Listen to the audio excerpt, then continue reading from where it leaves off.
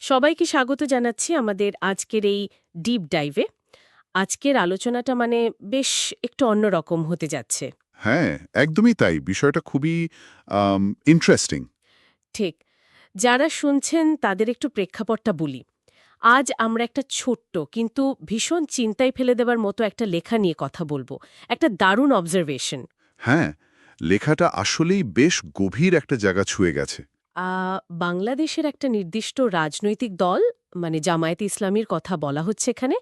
তাদের এক বিশেষ ধরনের সমর্থক গোষ্ঠীর মনস্তত্ত্ব নিয়ে লেখক এখানে কথা বলেছেন। আর দলের সাথে তাদের যে অদ্ভুত একটা সম্পর্ক, যাকে লেখক প্রায় একপেশে একটা সম্পর্ক বলছেন, সেটাই মূলত আজকের আলোচনার কেন্দ্রবিন্দু। একদম।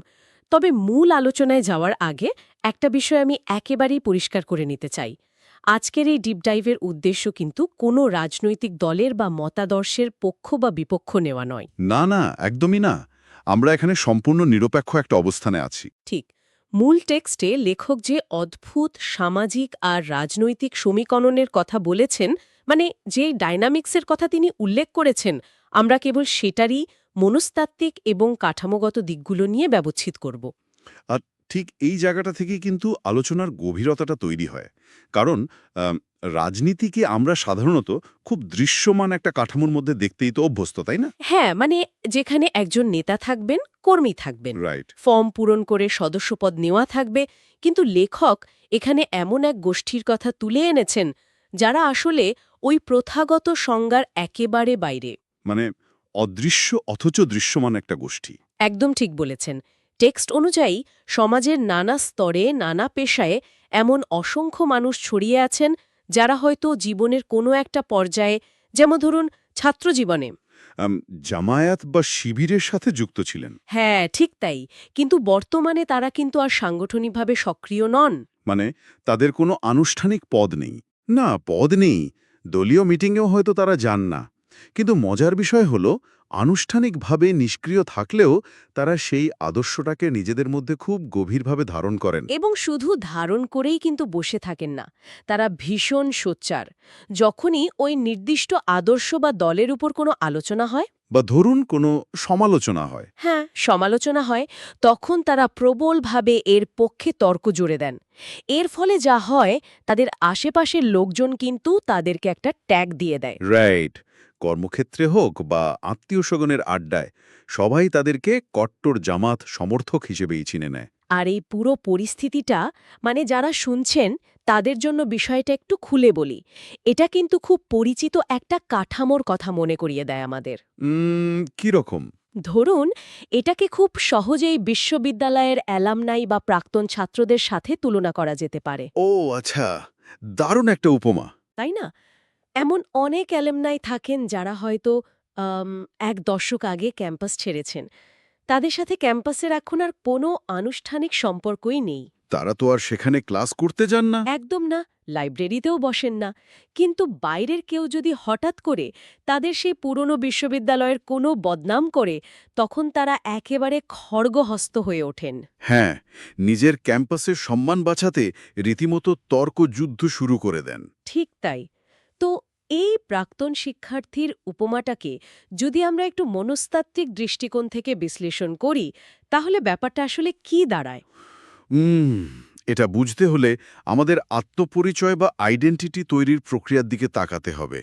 মানুষের জীবনের একটা নির্দিষ্ট সময় থাকে, বিশেষ করে তারুণ্যের শুরুর দিকটা। যখন পৃথিবী সম্পর্কে তার নিজস্ব দৃষ্টিভঙ্গিটা তৈরি হতে থাকে, রাইট? একদম।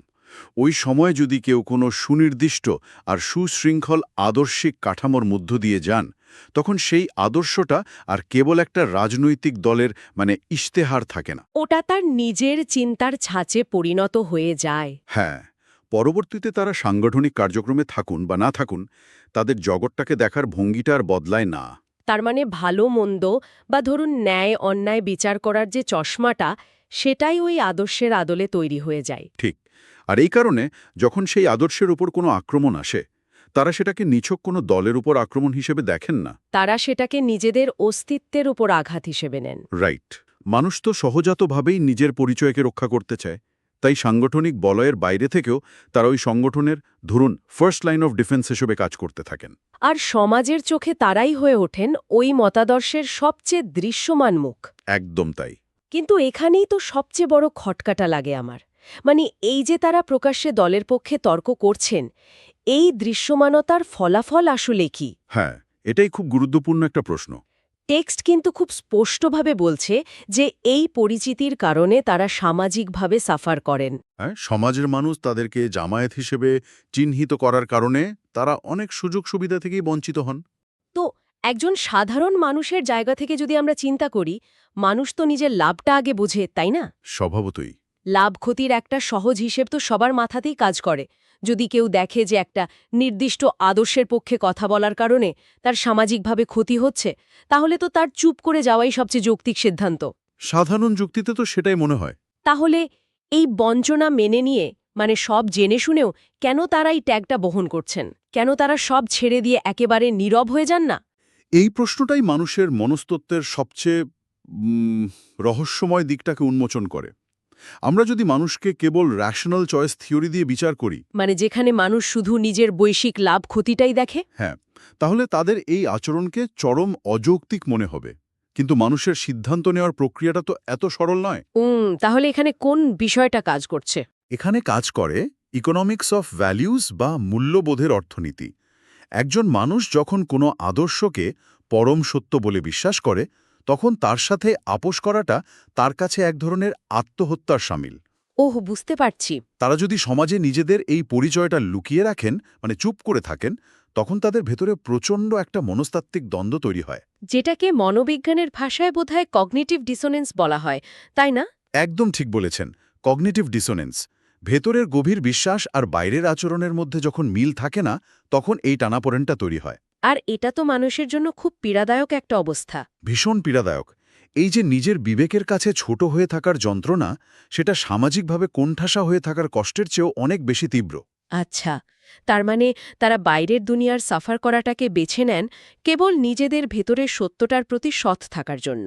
হ্যাঁ, আর এই সাফার করাটা এক অর্থে তাদের সেই আদর্শিক বন্ধনটাকে দুর্বল করার বদলে উল্টো আরও শক্ত করে দেয়। এটা একটা দারুণ পয়েন্ট। মানে বঞ্চনাটা তাদেরকে এক ধরনের মনস্তাত্ত্বিক বৈধতা দিচ্ছে। ঠিক। তারা নিজেদেরকে এমন এক সত্যের সৈনিক ভাবতে শুরু করেন, যাদেরকে হয়তো সমাজ বুঝতে পারছে না, কিন্তু তবুও তারা সঠিক পথেই আছেন। হ্যাঁ, লেখক তার টেক্সটে এই জায়গাটাতেই সবচেয়ে বেশি বিস্মিত হয়েছেন যে ক্রমাগত বঞ্চনা সত্ত্বেও মানুষ কিভাবে একটা আদর্শের পক্ষে এতটা অটল থাকে। হ্যাঁ, আত্মত্যাগের এই দিকটা সত্যি ভাবিয়ে তোলার মতো। কিন্তু অন্যদিকে দল তাদেরকে কি দিচ্ছে? যারা শুনছেন তাদের বলি, ঠিক এই জায়গাটাতেই মূল টেক্সট সবচেয়ে চমকপ্রদ আর অদ্ভুত একটা মোড় নেয়। আর এই মোড়টাই হলো রাজনীতির সবচেয়ে প্যারাডক্সিক্যাল বা স্ববিরোধী একটা চরিত্র। পুরোপুরি স্ববিরোধী। মানে টেক্সট বলছে যে এই মানুষগুলো দলের জন্য এত কিছু সহ্য করছে, সমাজের কাছে কথা শুনছে, অথচ দল সেভাবে তাদেরকে ওন করে না। হ্যাঁ, মানে নিজেদের বলে স্বীকারই করে না। এমনকি দলের নিজস্ব জনশক্তির যে বিশাল তালিকা, সেখানেও হয়তো তাদের কোনো নাম নেই। আর লেখক এই সম্পর্কটাকে একটা অত্যন্ত শক্তিশালী রূপক দিয়ে বর্ণনা করেছেন। হ্যাঁ, এক পেশে ভালোবাসা। ঠিক, সম্পূর্ণ একপেশে ভালোবাসা। অথচ মজার ব্যাপার হলো, বিভিন্ন আয়োজনে বা প্রোগ্রামে এদের ঠিকই বিপুল সংখ্যায় দেখা যায়। আমি এটাকে আধুনিক কর্পোরেট দুনিয়ার একটা উদাহরণ দিয়ে বোঝানোর চেষ্টা করি। ধরুন, এই মানুষগুলো যেন কোনো একটা কোম্পানির আনপেড ব্র্যান্ড অ্যাম্বাসেডর। হাহা, অবৈতনিক দূত, দারুণ বলেছেন। তাই না? তারা নিজেদের পকেটের টাকা খরচ করে কোম্পানির প্রোডাক্ট কিনছেন, সব জায়গায় সুনাম করছেন, কেউ বদনাম করলে রীতিমতো ঝগড়া বাঁধিয়ে দিচ্ছেন। কিন্তু সেই কোম্পানির নিজস্ব গ্রাহক তালিকায় তাদের নামটুকুও নেই। একদম। কোম্পানি তাদেরকে কোনো স্বীকৃতি তো দিচ্ছেই না, বরং এক প্রকার অস্বীকারই করে রাখছে। কর্পোরেট দুনিয়ার এই উপমাটার সাথে রাজনীতির মূল পার্থক্য হল, ব্র্যান্ড অ্যাম্বাসেডররা অন্তত কিছু ফ্রি প্রোডাক্ট বা সুবিধা পান। আর এখানে প্রাপ্তির খাতাটা একেবারেই শূন্য। শূন্য। আর যদি আমরা একটু বৃহত্তর সাংগঠনিক দৃষ্টিকোণ থেকে বিষয়টাকে বিশ্লেষণ করি, তাহলে একটা প্রশ্ন কিন্তু আসেই। কি প্রশ্ন? একটা রাজনৈতিক দলের সাংগঠনিক কাঠামো কতটা কঠোর হলে এত বড় একটা অনুগত গোষ্ঠীকে তারা দাপ্তরিকভাবে গ্রহণ করে না? হ্যাঁ, সাধারণ রাজনৈতিক দলগুলোতে তো আমরা দেখি কেউ দলের পক্ষে দুটো স্লোগান দিলেই তাকে লুফে নেওয়া হয়। রাইট। দলের আকার বড় দেখানোই সেখানে মূল লক্ষ্য থাকে। কিন্তু এই নির্দিষ্ট দলটির ক্ষেত্রে দেখা যাচ্ছে যে সাংগঠনিক শৃঙ্খলার মানদণ্ড এতটাই উঁচুতে সেট করা যে কেবল আদর্শের পক্ষে কথা বলাই যথেষ্ট নয়। হ্যাঁ, হয়তো দলে ঢুকার জন্য তাদের নিজস্ব কিছু অত্যন্ত সুনির্দিষ্ট নিয়ম আছে, যেমন ধরুন নিয়মিত অধ্যয়ন করা বা চাঁদা দেওয়া। বা দৈনন্দিন কাজের পুঙ্খানুপুঙ্খ রিপোর্টিং করা। ঠিক, এই শর্তগুলো পূরণ না করলে আপনি দলের জন্য যতই ত্যাগ স্বীকার করুন না কেন, খাতায় কলমে সদস্য হতে পারবেন না। কিন্তু দলের দিক থেকে চিন্তা করলে এটা তো একটা বিশাল বড় অদৃশ্য আর বিনামূল্যের সম্পদ। একদম, কোনো সুযোগ সুবিধা দিতে হচ্ছে না, অথচ তারাই স্বপ্রণোদিত হয়ে দলের পক্ষে জনমত গঠন করছেন। কিন্তু এই মানুষগুলোর দৃষ্টিকোণ থেকে এটা তো নিছকই একপেশে একটা সম্পর্ক। আর এটাই হলো সেই একপেশে ভালোবাসার সবচেয়ে বড় ট্র্যাজেডি। স্বীকৃতি না পেয়েও তারা এক ধরনের শর্তহীন দায়বদ্ধতা অনুভব করছেন। কেউ কিন্তু তাদেরকে বলে দিচ্ছে না যে তোমাকে ওই জায়গাটায় গিয়ে তর্ক করতে হবে। না, তারা ভেতর থেকে তাড়িত হয়েই এটা করছেন। এই নিঃস্বার্থ অথচ অস্বীকৃত আনুগত্য রাজনৈতিক সমাজবিজ্ঞানে খুব বিরল একটা বিষয়। এবং ঠিক এই বিরলতার জায়গা থেকেই লেখক তার টেক্সটের একদম শেষে একটা খুব গভীর প্রশ্ন রেখে গেছেন। কোন প্রশ্নটা? তিনি বলেছেন, এই ধরনের অদ্ভুত জনশক্তি অন্য কোনো রাজনৈতিক দলে আছে কিনা তা তার জানা নেই। হ্যাঁ, এই পয়েন্টটা সত্যি পুরো আলোচনার মোড় ঘুরিয়ে দেওয়ার মতো তাৎপর্যপূর্ণ। আমারও তাই মনে হয়েছে। লেখকের এই প্রশ্নটা আমাদের আজকের আলোচনাকে কেবল একটা নির্দিষ্ট দলের গণ্ডি থেকে বের করে পুরো রাজনৈতিক কাঠামোর দিকে ছুঁড়ে দেয়। একদমই তাই। যদি আমরা বৃহত্তর রাজনৈতিক সংস্কৃতির দিকে তাকাই, আমরা কর্মীদের সাথে দলের কেমন সম্পর্ক দেখি সাধারণত? বেশিরভাগ ক্ষেত্রেই তো সেটা পারস্পরিক স্বার্থের উপর নির্ভরশীল থাকে। রাইট, রাষ্ট্রবিজ্ঞানের ভাষায় যাকে আমরা বলতে পারি ক্লায়েন্টেলিজম। মানে ওই যে গিভ অ্যান্ড টেক বা লেনদেনের রাজনীতি। ঠিক, আমি দলের জন্য মিছিল করব, স্লোগান দেব, আর বিনিময়ে দল যখন ক্ষমতায় যাবে তখন আমি কোনো না কোনো সুযোগ সুবিধা পাব। হয়তো চাকরিতে অগ্রাধিকার পাব বা অন্তত একটা সামাজিক সুরক্ষা তো পাব। হ্যাঁ, অন্য অনেক দলেও হয়তো এমন অগুনতি সমর্থক আছেন যারা আনুষ্ঠানিক সদস্য নন, কিন্তু তারা দলের সাথে যুক্ত থাকেন কোনো না কোনো পার্থিব স্বার্থের আশায়। কিন্তু লেখক এখানে যে চিত্রটা তুলে ধরেছেন তা তো এর সম্পূর্ণ বিপরীত। এখানেই তো লেখকের শেষ প্রশ্নটি আমাদের ক্রিটিক্যাল থিঙ্কিংয়ের দিকে উদ্বুদ্ধ করে। কোনো দৃশ্যমান প্রাপ্তি ছাড়া কেবল একটা আদর্শিক ইমোশনের ভিত্তিতে এমন সরব জনশক্তি থাকাটা কতটা সাধারণ ঘটনা হতে পারে?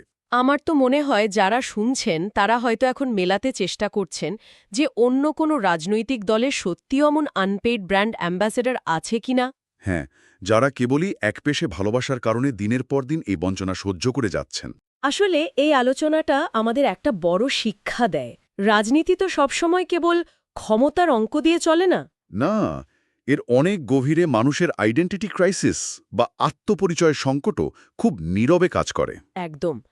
আমরা আজকের এই ডিপ ডাইভের একেবারে শেষ পর্যায়ে চলে এসেছি। এতক্ষণ ধরে যা আলোচনা হলো তার একটা সারমর্ম যদি টানি। দেখা যাচ্ছে কিভাবে একদল মানুষ আনুষ্ঠানিক স্বীকৃতি ছাড়াই একটা রাজনৈতিক আদর্শের অদৃশ্য পিলারে পরিণত হয়েছেন। হ্যাঁ, নিজেদের ক্ষতি মেনে নিয়েও তারা সেই আদর্শকে ডিফেন্ড করে যাচ্ছেন। আর পুরো ব্যাপারটা ঘটছে কোনো দলীয় চেন অফ কমান্ড ছাড়া, সম্পূর্ণ স্বতঃস্ফূর্তভাবে। ঠিক। আবারও মনে করিয়ে দিই, আজকের পুরো আলোচনাটি ছিল সম্পূর্ণ নিরপেক্ষ অবস্থান থেকে মূল উৎসের লেখকের ব্যক্তিগত পর্যবেক্ষণের উপর ভিত্তি করে। আমরা কেবল এর মনস্তাত্ত্বিক দিকগুলো বোঝার চেষ্টা করেছি। কিন্তু আলোচনা শেষ করার আগে শ্রোতাদের জন্য একটা চূড়ান্ত প্রশ্ন রেখে যেতে চাই। এমন একটা প্রশ্ন যা মূল টেক্সটে সরাসরি নেই, কিন্তু আজকের আলোচনার একটা যৌক্তিক পরিণতি। প্রশ্নটা কি? যখন কোনো সংগঠন বা মতদর্শের বিশাল একটা অংশ এই স্বীকৃতিহীন একপেশে ভালোবাসার উপর টিকে থাকে, তখন এর ভবিষ্যৎ আসলে কি? ভীষণ চিন্তার একটা বিষয়। এই অস্বীকৃত মানুষগুলো কি যুগের পর যুগ কোনো প্রতিদান ছাড়াই এই আনুগত্যের ভার বয়ে চলবেন? নাকি এমন একটা সময় আসবে যখন এই একপেশে ভালোবাসার মেয়াদ ফুরিয়ে গিয়ে সেখানে চরম রাজনৈতিক শূন্যতার সৃষ্টি হবে? হ্যাঁ, একদিন ক্লান্ত হয়ে এই অদৃশ্য পিলারে ফাটল ধরতেই পারে। ঠিক তাই। আজকের মতো ডিপ ডাইভ আমরা এখানে শেষ করছি। শ্রোতাদের জন্য ভাবনার এই দরজাটা খোলাই থাকল।